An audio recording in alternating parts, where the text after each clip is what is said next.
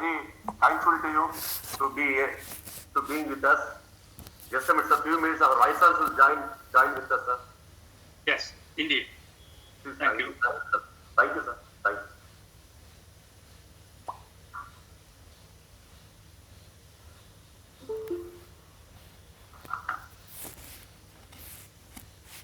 Good morning, sir. Morning. Good morning, sir. Good morning. Very good morning, sir. Sir, our ambassador also joined with us. Okay, very good. Can you start, sir, with your permission? Please start. Thank you, sir. Thank you very much, sir. Good morning to one and all. On behalf of UMISARC, I would like to welcome our beloved Vice Chancellor, Professor Gurmeet Singh, who is extending fullest cooperation in all our academic activities, and he is agreed to deliver inaugural address for this today's event. So, sir, wholeheartedly I am welcoming sir. And then I would like to welcome our Dean, but Dean yet to join, sir. Professor P. Murthy, he is going to give a special address for this today program. And then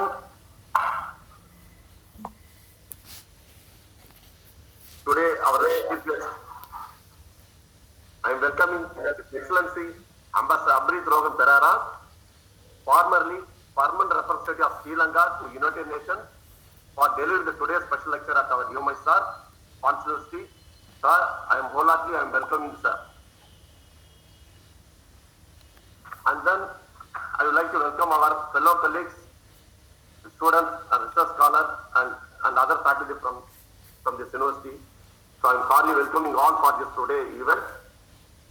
Now I would like to request our Vice Chancellor, Professor Gurmeet Singh, to deliver the inaugural address for this today lecture series.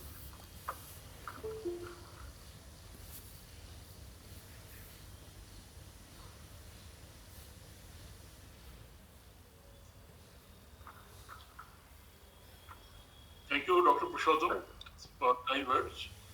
And I'm glad that our UMISARC is playing a very important role in developing a full understanding amongst our Southeast Asian nations.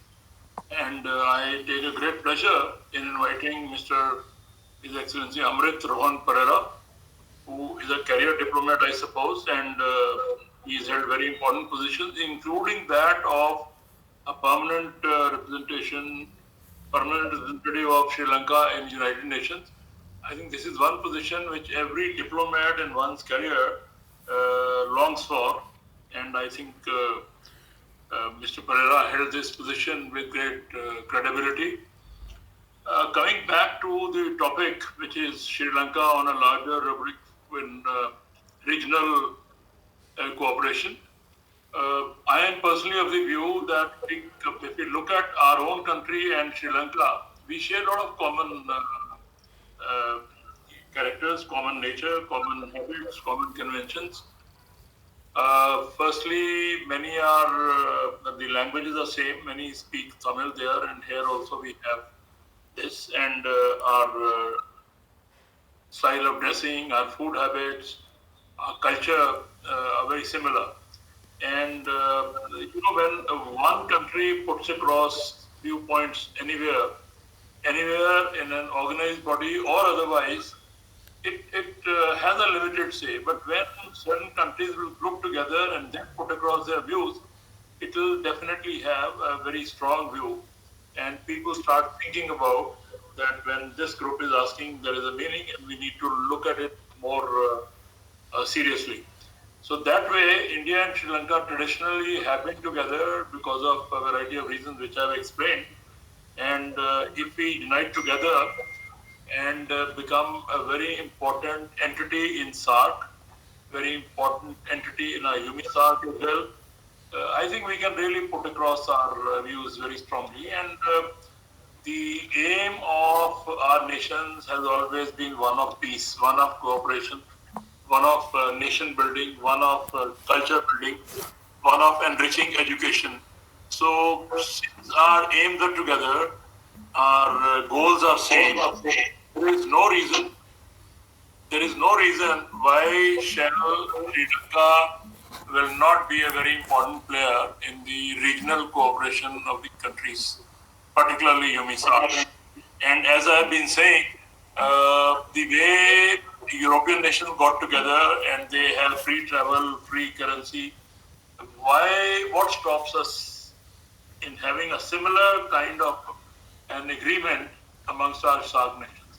Our traditions are similar, our handicrafts are similar, our cultures are same. So what stops us from doing this? Of course, there are certain issues which need to be discussed, and that is where ambassadors and diplomats of the kind of Mr. Perera can certainly come forward and play a very important role in the regional cooperation amongst nations. I look forward to his talk, of course, and not only that, I am of the firm opinion that for a diplomat of his standing to put forward his views in about a span of about 50 minutes to 1 hour may not be enough.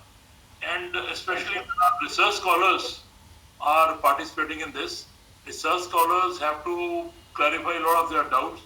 So the span that I'm mentioning, it may not be enough, and I would request our friend Mr. Perera to be kind enough to give us more time in the near future so that our research scholars can interact more deeply with him and benefit richly out of his experience as a diplomat, a very important diplomat of Sri Lanka.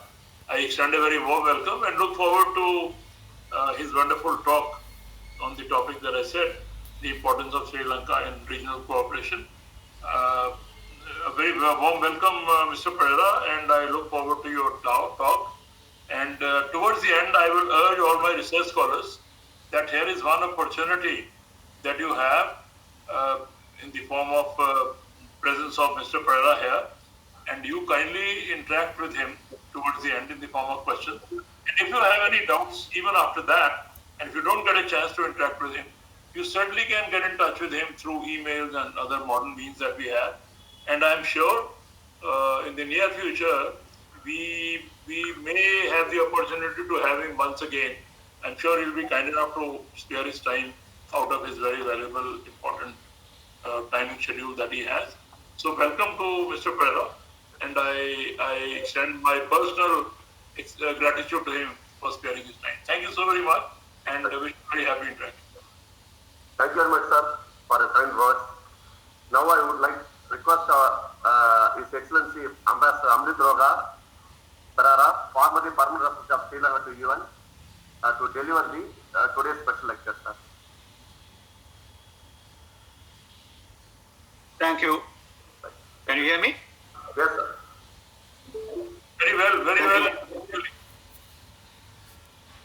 First of all, let me thank very warmly Honorable Vice Chancellor Singh for those warm words of welcome that he just made.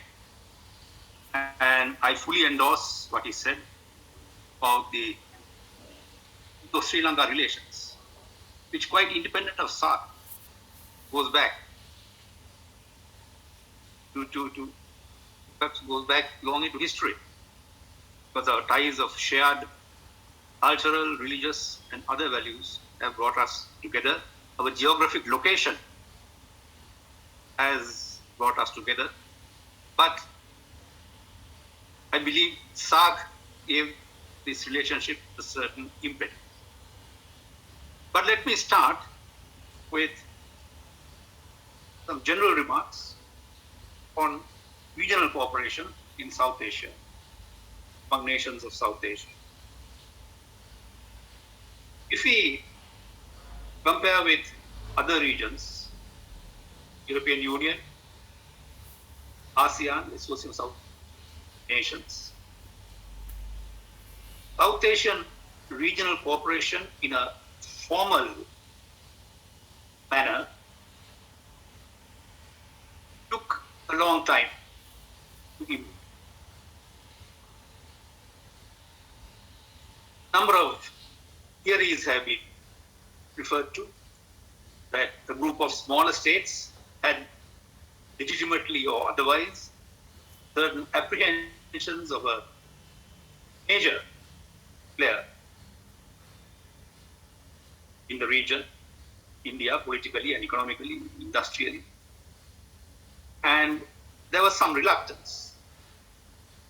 But there's another reason.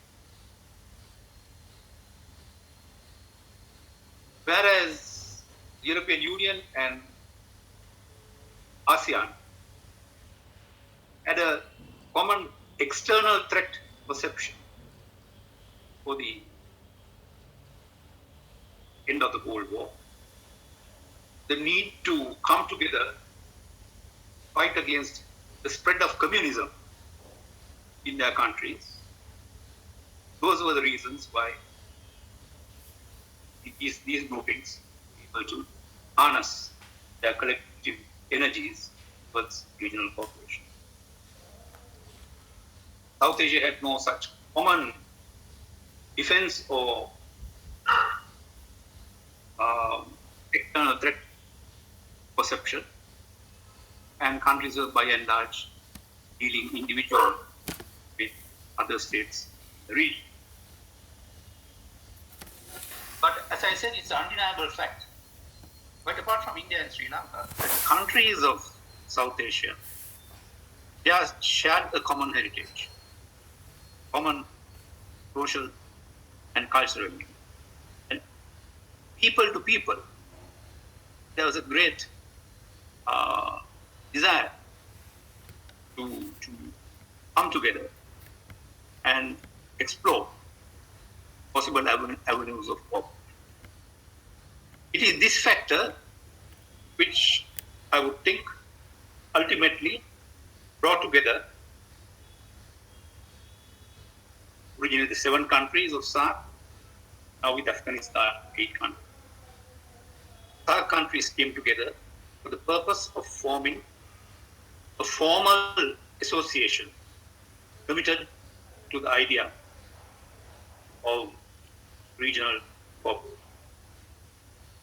And here again, as everybody knows, it's Bangladesh which took the lead, but it was Sri Lanka in 1981 which hosted first meeting of foreign secretaries, SAARC countries, to set up the contours of this organization and agree on areas of cooperation.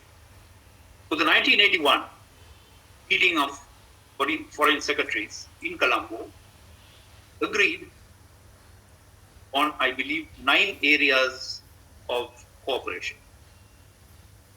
Agreed areas of cooperation. When one looks at those areas of cooperation, it will be noted that foreign secretaries were very careful in selecting these areas. They limited the areas of cooperation, technical, I would say apolitical, non-contentious areas of cooperation, health and population, irrigation, and agriculture, and so on, so that by focusing on these areas, which were non-political, SAARC would be its formative stages, would be able to make headway as an organization on cooperation. Given the tensions and other issues which prevail in the region. Also, when they adopted the SAARC Charter, there were 2 important caveats in the Charter. One, the Charter formally excluded bilateral issues, bilateral political issues from the formal agenda of SAARC. SAARC agenda was limited, discussing broad areas of regional cooperation among the countries. Bilateral issues or bilateral disputes were excluded. Secondly, principle of unanimity. For the decision-making process of SAARC, all member states, all 7, had to agree that on that specific decision. So these were 2 caveats that were enshrined into the charter. First, to ensure that an organization yet in its formative stages, not buffeted by political winds that could jeopardize very existence.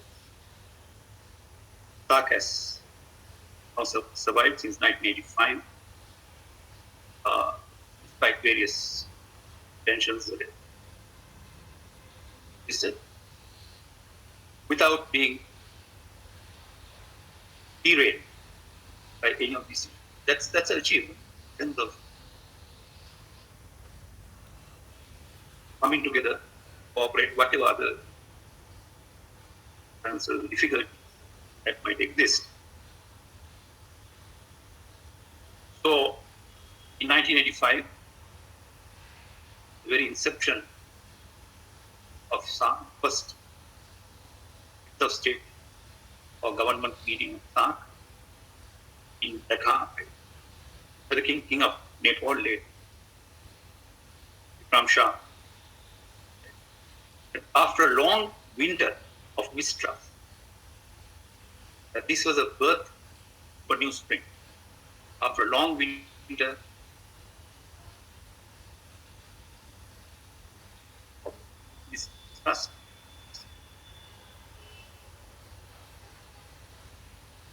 they are looking for a new spring, so that can all come together in a collective.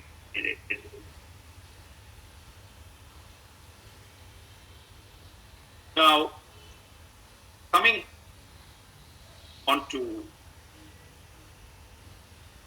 work of SAARC, I must say that I have been associated with SAARC from its inception in 1985, having attended the meeting foreign minister. One of the aspects of SAARC is the fact that although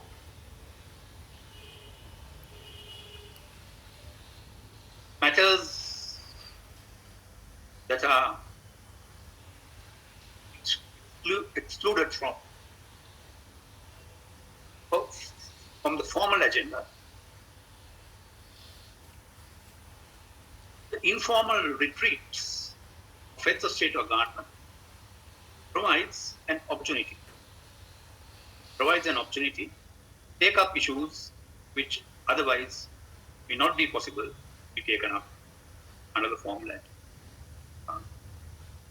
So, in 1985, during the retreat, Sri Lanka, the President had proposed that SAARC embark on a study of the problem of terrorism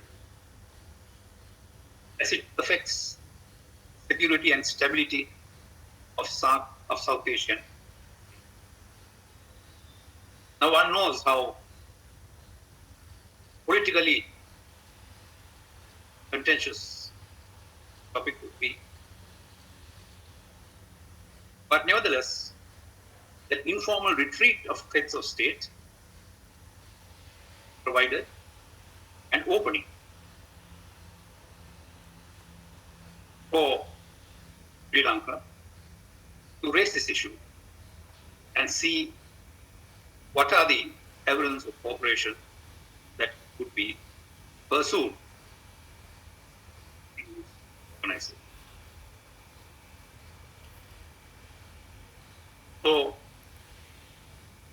the Council of Ministers thereafter mandated a study be made by a group of legal experts as to how best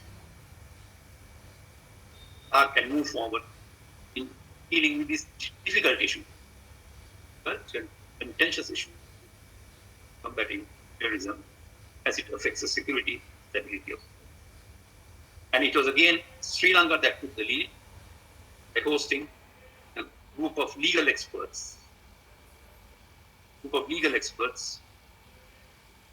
Examine ways and means of addressing the topic.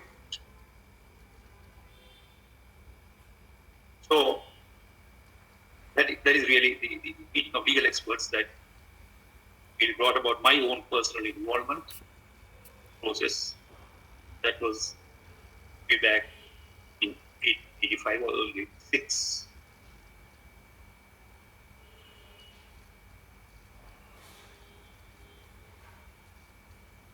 There were different approaches which states in addressing. For instance, a working paper by Bangladesh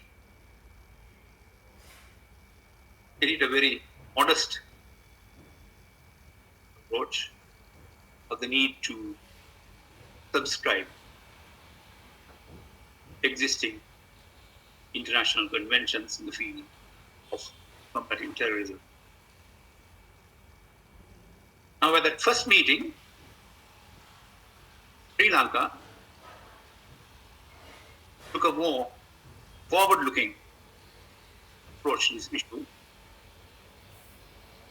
and identified a number of principles that had to be dealt with in the form, if possible, in a SAARC legal instrument. These were namely well-known principle enshrined in the Declaration of Principles of International Law concerning friendly relations and cooperation among states, namely that the territory of one state not be allowed to be used for the perpetration of hostile or terrorist acts against another state.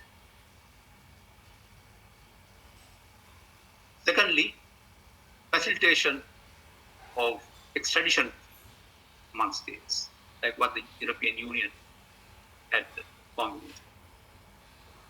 So, number of these principles were invoked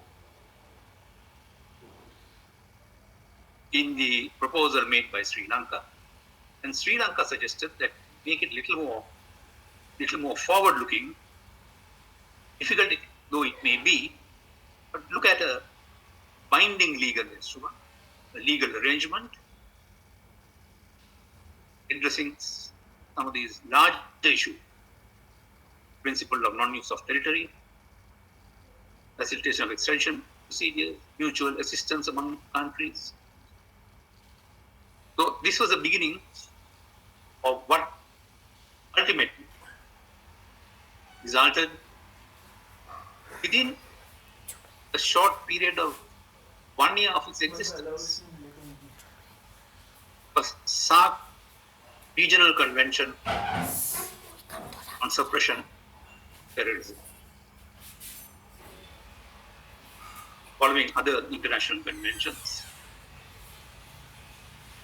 And the acquis or structure of this SAARC convention followed precedent conventions, namely basic obligation to ensure that one's territory is not used for hostile acts. Principle of extradite or prosecute, that an offender, suspect, is supposed to have committed one of the specified offences under the convention, was found in another state, there was an obligation to extradite. Request was made, and if that was not possible, then without exception whatsoever, submit the offender to its own courts for purposes of prosecution. Right? Or prosecute. Underlying rationale being that an offender does not find a safe haven having committed an offense in another country. So these were far-reaching principles following precedent conventions in other parts of the world that SAARC was able to implement this legal instrument in that short time of 1 year. One might raise the question, and that is further later on, how much of it has been implemented? Well, that question can be raised. That question can be raised almost in respect of any international convention. That is a question of law enforcement. But what the SAARC Convention did was to lay the legal framework to deal with such. Then there were provision mutual assistance among countries, sharing of information. And in fact, under this convention, there's what is called the SAARC Regional Monitoring Desk under the Terrorism Convention. Exchanging this regional convention was located in Sri Lanka. This convention was followed by second convention, the SAARC Convention on Narcotic Drugs and Psychotropic Substances. Now, one does not have to labor the point for the inextricable linkage between terrorism, narcotic drugs, trafficking of drugs. Money is raised through trafficking are often diverted into terrorist coffers. Narcotics Drugs Convention also followed a similar pattern of its right. And the regional monitoring desk flow of drugs. It's part of the world. Sri Lanka's own transit point was set up in Colombo. So these are important outcomes within a very short period of its existence that SAARC was able to. But since then, we have a whole range of national agreements among SAARC countries, particularly in the economy. Agreement on avoidance of double taxation, agreement establishing SAARC food security reserve, matter of life and death, almost all SAARC countries, food security. Now that the General Assembly, the 75th anniversary this year, is focusing very strongly on food security. But this is one of the early agreements that SAARC was able to agree on. SAARC Seed Bank and the two agreements on free trade. SAARC Preferential Trading Agreement or SAPTA Preferential Trading Agreement, or the South Asian Free Trade Agreement or SAFTA. Now here, both India and Sri Lanka took the lead. There are some countries which were hesitant, felt that India was an economically powerful country and it may not be in the best interest of countries entering the this type of agreement. But here, Sri Lanka had concluded the first ever free trade agreement with India. And that agreement also took into or factored in the symmetry factor that India is a large economy. So therefore, a country like Sri Lanka was given a longer period of time to progressively eliminate tariff and non-tariff barriers with regard to admission in goods. Whereas India had a relatively shorter period of time to eliminate tariff barriers. So this fear of Indian goods being dumped was sought to be addressed in this Indo-Lanka Free Trade Agreement, FTA, to the first of that kind, South Asian. And naturally, both India and Sri Lanka took the initiative to bring it into the larger forum of SAARC. The result was birth, top-down, and अपना काम तो आपसे होता नहीं है नाश्ता बनाने का then coming more recent times, maritime security. Maritime security has assumed increase in South Asian region. Countries like India, Sri Lanka, at the crossroads, we were at the crossroads of international navigation. This was an important area where there could be cooperation. Most recently, there was Sri Lanka hosted trilateral talks in Colombo, in India, Sri Lanka, and the Maldives of examining ways and means of it. Fourth question, maritime. One could say both within the SAARC framework and outside, South Asian countries have come together in diverse areas of activity. Harness the enormous potential that South Asian states have in being about greater collaboration. Bye. So perhaps I might pause at this point and try to invite some reactions, comments, questions from the audience.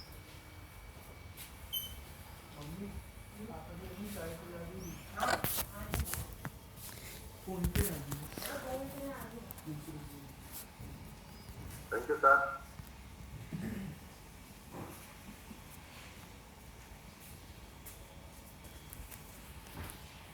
Sir? Yes. Can go for question session, sir?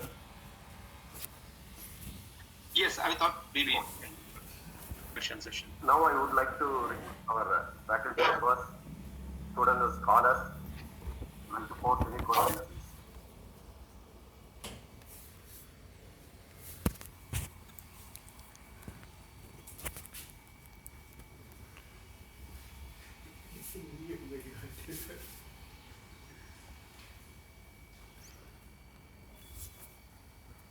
Anthony?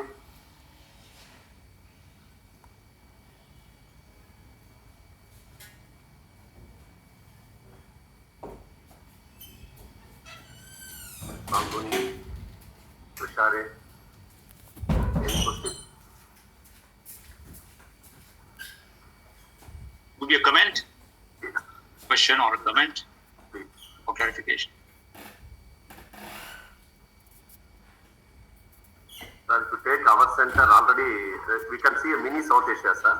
Students from almost all the SAARC countries. This time, except Pakistan and Maldives, rest of the other SAARC countries students are here. They are doing our MA South Asian Studies, sir. This time, we are having 3 students from Sri Lanka. The present course, they are doing second year. Any question? Any observation? I would welcome certainly Sri Lankan students also to raise. I'm sorry, I was to have personally discussed with Dr. Purushothaman to have visited the university, but circumstances prevented me from doing that. To my regret, this is the best we can have. So, of course, in a way, inhibits closer interaction, but still we have to make once this COVID pandemic gets over, definitely, sir, we'll make a request to you to visit our university. Very lovable campus, sir. Students are almost all the SAARC countries are studying here, particularly in our center. The center is funded by South Asia Foundation. Yes. Any question from our students, faculty members, research scholars? Any observation? Good morning, sir. Good morning. Okay, please. It was great hearing you. We got a lots of things that we can go for the day. So I have one question for you. You talked about food security and the United Nations on the 75th anniversary approved. Yes. Sir, if we take the survey, nearly 10 times the Sri Lankan population. In India, people are hungry. Nearly 20 crore people are every day sleep with an empty stomach.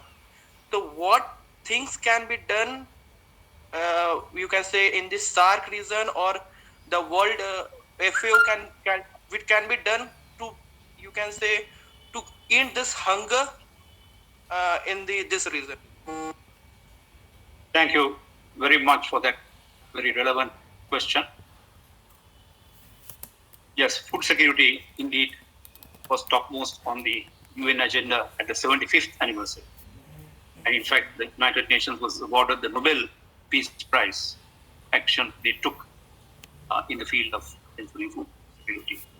And the UN concern was that food scarcity and hunger can give rise conflicts, international conflicts, at the African context, sub-Saharan Africa, and so on.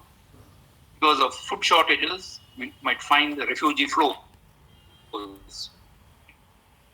third countries.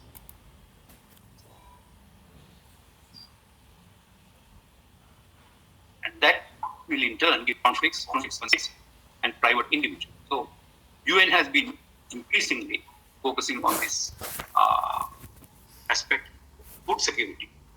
Countries as a matter of ensuring international peace and security. We may be talking of one country can have ramifications for an entire region. Now, as you said, India is a country where this is very, very good, given the Indian population, vast areas of desert and so on. That way, Sri Lanka is relatively you don't hear very much about people dying of hunger. There are people hungry, but it's relatively in a more fortunate, I would say. So the UN programs will factor in all these country-specific factors, population, also development, and so on. And when they design these programs, so I believe the Secretary General has mandated comprehensive report on the aspect of food security come out in 2021. It will come up for review at next year's UN General. I hope that answers the question at least. Yes, sir. Thank you so much, sir. Sir, one of our students, Ms. Vaishali, she asked one question. Education Yes. is a powerful soft power diplomacy tool between India and Sri Lanka right now. According to you, what other soft power diplomacy policies can be introduced in the future for building even more stronger India-Sri Lanka relations? Yeah. In this respect, let me also put it to SDGs, Sustainable Development Goals of 2015, what is called the Agenda 2020. Now, there we know that there are 17 goals. They are all interconnected. All 17 goals are integrated. Now deal with them individually. Clean water, education, protection of women and children and so on, they are all interconnected. And education in this respect certainly has been given a preeminent position. If you look at India-Sri Lanka situation, this is one area where there's tremendous potential for greater collaboration. Not that there has been no collaboration. I think India and Sri Lanka in this region has a fairly high level of cooperation in the field of education. Number of Sri Lankan students are studying in Indian education institutions. Then it's an indication. Yours, Pondicherry. So this is one clear area where there can be greater Sri Lanka cooperation and other countries in the South Asian region. Another aspect I would like to draw attention to is travel between countries. Facilitation of travel between countries. Traveling, as you know, is the best educator. We need to understand each other. The existing links are further strengthened at a people-to-people level. Look at India and Sri Lanka. There is no better connectivity. Sri Lanka has only one international airport, but linked to so many, not only in South India, also in the North. And that in turn has created the momentum for greater cooperation in education, health, and other fields. The facilitation of travel in the region is important. And this was on the agenda of SAARC. One item was linking of SAARC capitals to direct flights. I remember when we had to go for my first visit to Dhaka way back in the 80s. I had to spend 2 days getting to Dhaka from Colombo. It's a 3-hour flight. One night in Chennai, one night in Calcutta, and then on to Dhaka. Not easy. When you go for SAARC meetings, Dhaka, you go all the way to Bangkok. One night in Bangkok, then on Dhaka. Easier to travel between Colombo and London or Europe than traveling within the South Asian region. So, linking of SAARC capitals to facilitate greater travel among the people of SAARC countries, leading to greater interaction, greater mutual understanding, was an important area. But unfortunately, not much happened because, as usual, one runs against commercial interests of airlines. Traffic rights are given on the basis of what are called reciprocal rights. So, but nevertheless, this is one way, facilitating travel, that you create greater understanding and you reduce tensions among countries. So, along with education, I would also tag travel. Thank you, sir. Sir, can I ask one question? Yes, please, go ahead. Sir, whether in moving towards the relationship, Sri Lanka felt more comfortable with India or China? If it is India, what are the factors which determining to move forward for a stronger relationship between these two countries? Very layman, but yeah, that's $1 million question.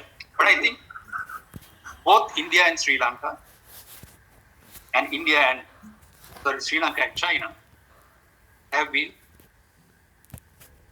maintaining separate but very close relationship, and no one has misunderstood that relationship at any time.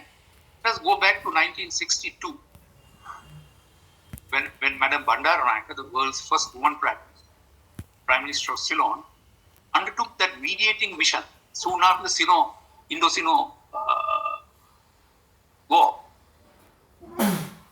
Traveling between Colombo, Beijing, and Delhi, meeting with Zhou Enlai, Pandit Nehru, and trying to do our bit for two great friends who have been with us. So we are the losers if these two, and today the giants of Asia, India and China, the economic powers. So it is in the interest of smaller countries for us to see that these two great powers are at peace with each other. And we have been doing that in the past, and this will certainly continue. And that is the policy we are following at present. It is not India versus, right? But Sri Lanka with India and China. Right? And we get investments from both. Chinese investments, even they may be larger, but certainly the Indian investments have been consistent over the years.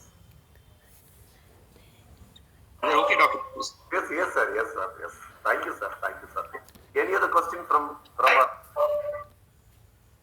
And then, sir, one of our students, her name was Tavandi Verancha. She's doing second year, sir. She is from Sri Lanka. Her question is, Sri Lanka has been taking loans from China. If we are unable to pay them back, would still be debt trapped and go for more loans from China. How can we review as a country? Basically, she is Sri Lankan, sir. Well, I'm not an economist to give a clear-cut answer to that. This is a question that has been raised, and it's a concern that has been expressed in different. But the question is that Sri Lanka is up against need for foreign exchange, and not only China. You go to the Western Bank or the global banks, IBRB, World Bank, and so on. There are conditions. Either you tie yourself up International Monetary Fund conditionality, or bilaterally you go to countries who have been politically close to you, with whom you may be able to negotiate certain concessionary terms. In the old days, China was known for soft loans. I think today they are a little more commercial in their approach. So this is a dilemma for developing countries, including Sri Lanka. Sir, one more question comes from Afghanistan. His name is Mosam Jan. Sri Lanka as a regional cooperation country in South Asia, how can expand relation with Afghanistan? In which part these two countries can make interaction more better?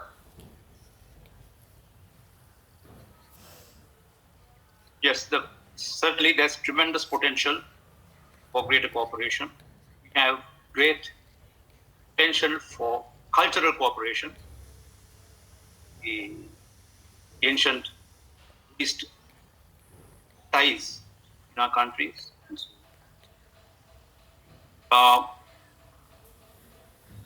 We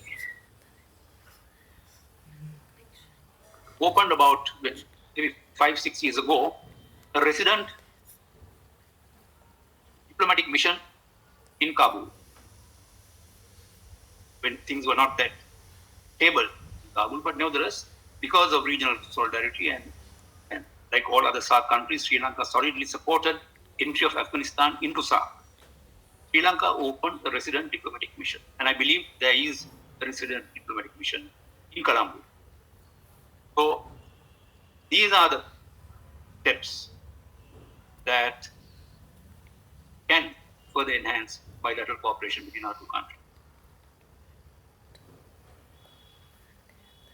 And then another student, sir, Ms. Sandhini Attapattu, she is from Sri Lanka.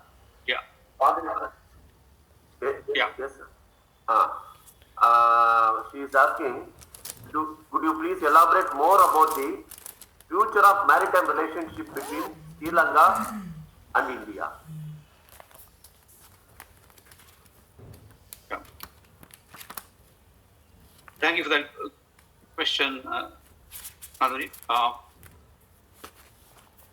As I said, Sri Lanka and India are situated strategically significant point in the Indian Ocean.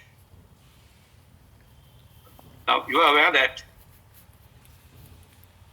great volume of maritime traffic passes very close to the southern coast of Sri Lanka. That is how they take their landfall. Because there's, on the other side, there's nothing till you reach, no land or wind, till one reaches the Antarctic. When you are passing from the oil tankers, when you are passing through Sri Lanka waters, take your landfall from the southern coast, Sri Lanka, get into the states of Malacca, and so on. So the strategic location is important. And if something happens, God forbid, like a oil spill, it is only through regional cooperation for Sri Lanka, critical support of India. Because it happened recently when a tanker was ablaze and oil was being spilled into this our southeastern coast. Immediately, Sri Lanka appealed to India, and India rushed with assistance and managed to douse the fire that was on board that ship. So these are the areas that can be further enhanced. Quite apart from maritime security, broader question of disaster management. There's a disaster, earthquake, oil spill, or whatever. It is your closest neighbor and who's economically and industrially capable, who can come to your assistance in such situations. Hence the importance of greater cooperation. Anything from your side, student, research scholar, faculty? Sir, Vice Chancellor, sir? Sir? Sir, would you like to say anything, sir? I already said it in the beginning that our research scholars are the one who should interact with Mr. Perera because of his wide experience. Yes. And that will be giving them ideas about what area about research they should go in. Yes. That's about all. Wonderful talk, otherwise very useful. Thank you, sir. Thank you very much, Mr. Perera. Thank you, sir. Thank you. Can I say a few words, sir? Thank you very much, Honorable Vice Chancellor. Can I say, sir? Yeah, please carry on. Now it's time to say our thanks to everyone. It is very kind and to thanks our beloved Vice Chancellor, Professor Gurmeet Singh, for being with us. He is a great source of inspiration for all our academic activities. Should be very grateful to you, sir. And a special thanks to His Excellency, Ambassador Amrith Rohan Perera, for delivering a very fruitful lecture to our center on building a regional cooperation. We are very grateful to you, sir, and thankful to you. So in future, I hope in future we will have a offline lecture, and our students also will have more interaction with you. That will facilitate you. And then I would like to for this lecture, I would like to thank our SAARC chairman, Sri Manishankar Ayyaji, who only referred your name, sir. So I should be very grateful to you. And at last, our green signal has been given by our Vice Chancellor. That is a great strength for all our activities. And also, I would like to thank our other colleagues and my dear students, because they are the ambassadors. With their presence only, we are conducting so many lectures. So we should be very, sir, please, sir. Anything, sir? So we should be very. No, except to. Sir? You have finished, or may I say something? Once you have finished, I want to just add a few words. Okay, please, sir. So I would like to thank the students, the research scholar, faculty members, and other students from within this university. Thank you very much for all your cooperation. Thank you very much. Please, sir.